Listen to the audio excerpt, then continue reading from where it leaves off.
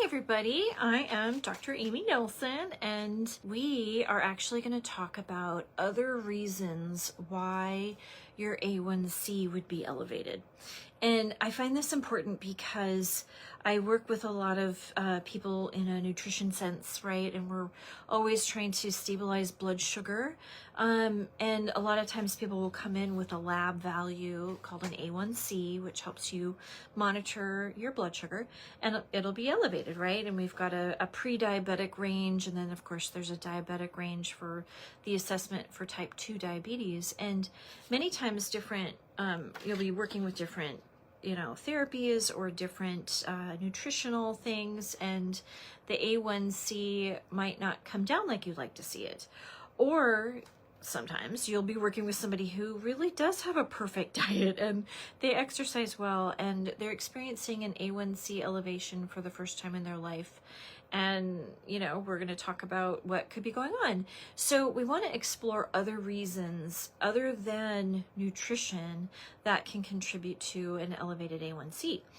And I think this is important because we get a little fixated on the diet, and that means we can't put our blinders on. So it means that this is a problem that might have a couple different variables, and we have to put our thinking caps on so that we can understand if somebody needs a different type of support, right?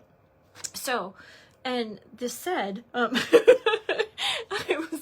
I kind of want to bring this up because, gosh, we love our friends and we love our family, right? And I know we want to help them, and I know we want to do right by them, and we want to give them advice. And we'd like to boss them around a little. I've had a few people in the last couple of weeks who really had a hard time with having an A1C and then having like a friend or a family member kind of jump in and just be like, you should do this and you should do that. And love it so much, right? Love that we have some support, but that friend may also not have the best experience with understanding the scope of that person's health journey, right? And then kind of also going full court press on nutrition, which nutrition is super duper duper important with that, like, let's be real. But in the case where somebody is doing a good job in their nutrition and then they still have this A1C problem, then they see well, you just need more control over your food, and oh boy, howdy, it might not even be a food riddle for that particular person. And that's what we want to address today. So just a reminder to be a nice, supportive friend, right? And for me, with my friends and family, not with my clients and my patients. My clients and my patients are paying for my advice, so I'm going to give it. But my friends and stuff, I always kind of preface the idea of, is this person wanting advice from me, or do they just want me to be their friend and listen to their situation right now, and maybe listen to how frustrated they are, like validate that feels really frustrating, man. Yeah, I would be really upset too if that happened to me. I can see that would be a frustrating thing, right? Friends help each other be seen first, right? And same with our family. You're going to help each other be seen before you go into problem solving and take over. Right? Because in this case too, it was a couple of these situations. It was, well, my friend said this and my family member said this, and it was really out in left field, and it really wasn't the advice that was probably useful. But remember, we have such power in our friends' lives that it was really hard to move past that. So be a good friend. We'll say that. And sames, right? Like, I ask my friends, I'm kind of bossy sometimes too, so I check myself a lot. I just go, oh, my friend wants me to listen to their feelings right now, not me, like, take control. So anyway, that said, let's talk about other reasons your A1C would elevate aside from nutrition, right? First and foremost, hormones, right? So we kind of touched upon this when we talked about hormones. So testosterone, right? For a woman, if testosterone goes down that 5-alpha reductase pathway and fires up the more potent testosterone, that raises her A1C. It makes her more insulin resistant. That's a common case in the PCOS women. It's a common case with women who are having just testosterone troubles, right? You might see some hair loss going on. You might see some abnormal hair growth. We've talked about that as a concomitant problem with the that 5-alpha reductase pathway in a woman. But that definitely, testosterone and insulin have a relationship in our body. So if a woman is not metabolizing her testosterone very well, that would cause an A1C elevation. In a man, men especially, if their testosterone is lower, their A1C will go up, right? Now remember, testosterone can convert, so it can convert to estradiol, it can convert to dihydrotestosterone. So remember, it's not such a ones and zero thing, an all or none binary problem. Men might have a similar issue. If you see that pattern in a man, you would think, okay, maybe he also has a 5-alpha reductase problem, you know, and you would hunt that down a little bit. You would try to understand not just is the testosterone high or low, but how is it converting to dihydrotestosterone and to estradiol? So you study someone's hormones a little bit more. Okay, so that's our first clue. Second clue is estrogen. So as women, we roll into menopause, our estrogen levels drop. So we will see more insulin resistance with that, right? So, you know, stabilizing the estrogen, and for a perimenopausal woman, that's about adrenal fatigue. We're going to talk about that in that class that I'm working on. So stay tuned for that awesome information. So we have estrogen levels dropping, increases insulin resistance in a woman. Testosterone going down the 5-alpha reductase pathway increases insulin resistance in a woman. Decreasing testosterone increases insulin resistance in a man. Now, in a man, would decreasing estrogen have any impact? The studies didn't cite that, so we don't know. But you think about that, right? So hormones. Let's lump it into the idea of hormone debacle. Could have something going on with your A1C. So if your A1C is elevating and you're menopausal, perimenopausal, if you are in adrenal fatigue and having that hormone dysregulation, yeah, that's probably why. That could be why. Always remember, well, and I found this too when I was studying the hormone thing, like progesterone, right? So gestational diabetes and progesterone levels being elevated are kind of a link there, but you know, that we're not talking about pregnancy right now. So, I mean, that's a footnote. Put that at the bottom. That's a footnote. So, hormones, right? Second category we want to talk about is inflammation. So, this is an interesting deal. So, different inflammatory markers like C-reactive protein. We use that a lot for cardiovascular inflammation. And increasing monocytes will also kind of correlate to an elevated A1C. Now, remember this. If you have a bacterial or a viral infection, what will happen to your blood sugar? It'll go up, right? So, think about that next time. Oh, especially if you're living with a diabetic who has to monitor their blood sugar. And if they are coming down with an infection of some sort, either a viral or a bacterial infection, that will jump up the blood sugar. So don't have a knee-jerk reaction and, you know, diet shame them. Be like, where did you get the ice cream? They really could have a fever, you know, like if they're, you know, noticing that. And then alternatively, if that diabetic or the pre-diabetic is having a, you know, like an infection, they're probably gonna have to adjust their medications that they're using or their nutrition situation that they're using for stabilizing their blood sugar, right? So that's kind of a caveat to inflammation. So inflammation in general, I also this keys into actually cortisol, epinephrine, and norepinephrine. Because remember, the inflammatory or cytokine response a lot of times will follow suit with our stressy neurotransmitters, right? And cortisol is a stress hormone, but it kind of runs with the adrenaline gang. So adrenaline, epinephrine and norepinephrine will react to inflammation, and then that will be the way that we elevate our blood sugar. So we got inflammation as a thing, inflammation and infection, right? So yeah, that would raise up the blood sugar to raise up the A1C. Now, stress, right? Let's all take a big deep breath and talk about stress. So, your stress mechanism in your body, cortisol, epinephrine, and norepinephrine, who we just mentioned in response to inflammation, is also going to be in response to whatever tiger is chasing you, right? And if you just didn't have breakfast, then cortisol goes to the liver and says, release your stored glucose, and then epinephrine and norepinephrine do the same thing, and that's how your blood sugar goes up.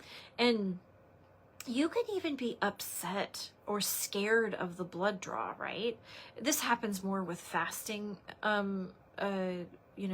blood sugar, and then of course the triglyceride level. So if somebody, that's why you should be fasting, is for the fasting glucose or fasting insulin. That would affect that for sure. A1C is, it's the standing blood sugar kind of measurement off the red blood cells for their life cycle. So they don't have to be fasting. So it doesn't really affect it that much. But it's interesting because, you can be, like I said, scared or stressed out and be fasting, but have those two elevated, or 3 of those fasting values not be fasting anymore because you just got stressed and you just got upset or something like that. And so then that would raise your blood sugar and raise the insulin, and then thus raise like a triglyceride if you're trying to measure that. And it is what it is. So sometimes I read that, and if I'm reading things on labs and I'm like, okay, this is a aberrant, meaning like this is unusual number. I'll ask somebody, are you scared of blood draws? Were you really like gonna pass out or something? And yeah, sometimes they'll be like, yeah, I freak out on those. And I'm like, okay, I think I think that's probably a nervous system thing, So sometimes you'll take that into consideration. Now that said, adrenal fatigue and cortisol, golly gee, yeah. So stress management and helping everybody's, the pre-diabetics, the diabetic type 1 and 2, like helping them learn to cope with stress and bring back, the stabilization from the parasympathetic system. So stress management helps your blood sugar. Yeah. Learning self-control. I'm reading a lot of interesting things about that. And I always want us, even though, like, I don't know, we talk about things for the nervous system all the time, but we want the skill on board to learn to calm down. Never just rely on your training wheels. I know we talk about herbs that can calm down, and there's medications that'll help you calm down, but that's like riding your bike with the training wheels all the time. We should also just kind of learn to calm down, but also learn I like that idea that, yeah, I'm stressed out right now, but I'm okay. Like, I'm going to get through this. It's going to be okay. So that's an okay thing to kind of program in there. So there's that, right? I guess that dovetails into a little bit of like sleep. So again, if you're stressed and you're sleeping like a flight animal, is that going to impact your A1C? Oh yeah. Because if your cortisol levels are up a lot during the nighttime and you're waking up throughout the night, I bet your fasting glucose is real bad in the morning, So correlate it to that. So what I want us to do is kind of take the blinders off a little bit and not just have the nutrition as the only variable. It's the main variable. Let's not discount it.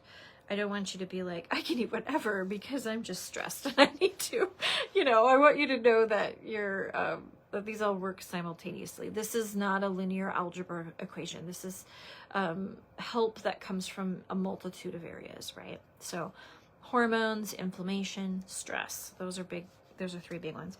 Now, let's also talk about toxins. I even printed out a page on this one. So, toxins, our toxic world.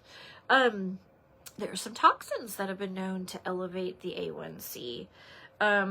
I kind of had to review these a little bit because it's been a minute since I took environmental medicine. And so here, of course, dioxins. So dioxins come from when we burn something. Exhaust from vehicles, burning stuff. It is kind of a byproduct from making PCBs.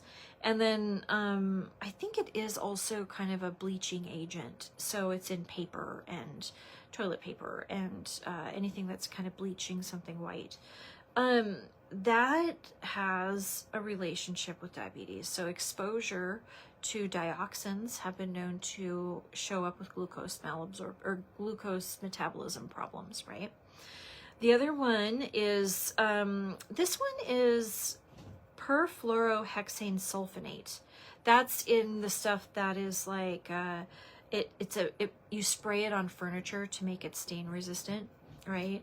So if you had like upholstery and you sprayed that stuff on, that's pretty toxic for the body. It also, there's a study that cited children with higher levels of this in their blood had poor glucose metabolism, so more of an elevated A1C. Cadmium has been associated with that. Nitrates and nitrites have been associated with, blood sugar dysregulation. And then here, different pesticides, right? So pesticide exposure can increase like A1C.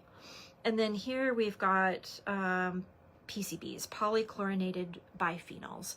That's the stuff, it's found in like hydraulics, and it's an oily kind of thing, the stuff that's oily. I'm trying to think of other sources, but that, yeah, you're gonna find it in like oils and hydraulics and greasy things, right? So those toxins increase risk factors for A1C. So let's say someone's a mechanic. They would probably need to be detoxed to help in addition to their blood sugar, in addition to their diet, right? So, looking at the industry somebody works in and the exposures that they had to these things. So that was interesting, right?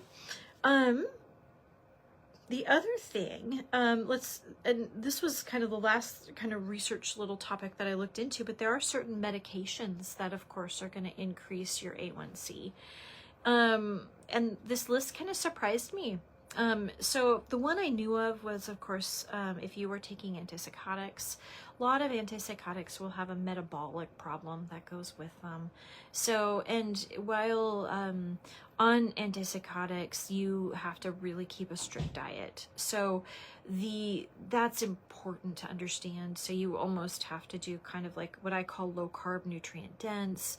You have to increase a lot of vegetables, have a lot of protein. You really, really have to be mindful of carbohydrates, and pick carbs that are like a slower burning carbohydrate, right? So carrot and sweet potato and beets and that kind of stuff. Other, mostly the antipsychotic family will have that metabolic syndrome problem. So just knowing that and managing that accordingly. There's certain antibiotics, especially the fluoroquinolones, can raise blood sugar levels and have an influence on the A1C. Corticosteroids, right? We kind of mentioned cortisol a second ago. Well, if you're taking a steroid, that's going to be increasing the production of glucose off the kidney or from by the kidney and the liver. And so here we will have an elevated blood sugar second to that. Decongestants, right? Like that pseudoephedra. We just mentioned epinephrine and norepinephrine. So same route. So especially now when we've got all this, problem with mold, or we have a moldy situation here in Austin right now, and like we're also quite we've been mucusy, right? So you're going to see a lot of people using decongestants, and so especially the decongestants that have the pseudoephedrine decongestants that will raise the blood sugar. One I didn't know about was statins. So here the study states that they can increase cholesterol in the beta cells. So remember the beta islet cells of the pancreas, and they secrete insulin. So apparently there's certain statins that can increase the cholesterol within those cells, and then that can impair their ability to release insulin, which would raise up your blood sugar. So that was interesting to me. And then of course beta blockers. So they can increase A1Cs. So there's certain, you look back at the med list to try to see what's happening there. So I hope this is a fun little list. So let's do a recap. So hormones, inflammation, stress, toxins, and certain medications can all raise your A1C, aside from nutrition. Okay, so if you're struggling and you're feeling like you're doing the best job ever and you are just not seeing some change, you might want to chase down any one of those categories to try to see if you've got, you know, a concomitant problem with all of that. So I hope that helps you. And yeah, I think let's all get back to work. We'll see you next week. And hopefully I have so many fun things that are coming up. We definitely got another class that I'm going to teach, another couple classes, but then also I'm going to do some work with, I love horses, you guys know that, and I work a lot with nervous system and helping people with their nervous systems, right? So I want to organize more clinics and more workshops with horses and horse training, and just kind of learning how that feeds back to your own body's nervous system. We'll talk more about it. I don't even know what to call it. But yeah, we're going to have some more workshops with the horses involving topics that I like to discuss. So anyway, I hope you're having a great day. And yeah, it was good chat with you. Bye-bye.